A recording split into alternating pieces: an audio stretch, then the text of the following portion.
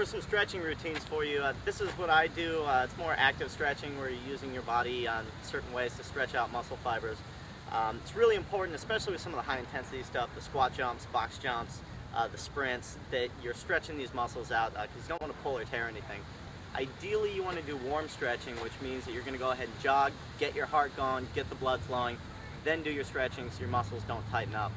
Of course, the master stretch, hanging stretch, you're going to come down, just let your body hang. Contrary to popular belief, you don't want to balance on this one at all. You're going to stretch the lower back and the hamstrings. I recommend holding stretches for about 10 seconds to really get those muscle fibers to loosen up. Next one is going to be a lunge stretch. You can do this on flat ground. I like to do it on an elevated surface so you can come down and really get the hip flexors. And you're going to go ahead and push that one out to each side. Really get your torso down next to your leg. For the quadriceps, go ahead and grab your leg behind. You want to keep your knees together. Hold your body as tall as possible, and you should feel that stretch running from your hip down to your knee. For the glute, this is a really difficult muscle to stretch. There's two ways of doing it. One, pulling your leg all the way up as high as you can, holding that. You can also do that one on the ground or putting your leg up on the bench. And the other one is crossing your leg over at your knee. Make sure you're holding on to something.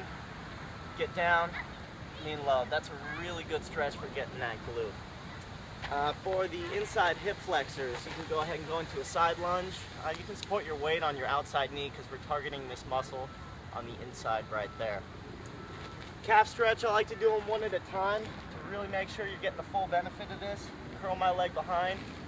You want to make sure that your heel is not coming all the way to the ground and that your full body weight is pushing towards your calf.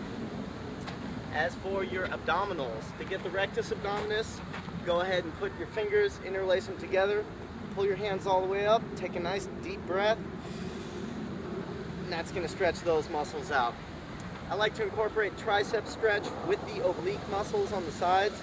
We're going to pull that elbow behind the head and go ahead and lean away from it. Same thing on the other side. Good upper back stretch. Cross the arm in front of the body. Grab above the elbow so you're not putting any pressure on the joint, and get a good lean into it to either side.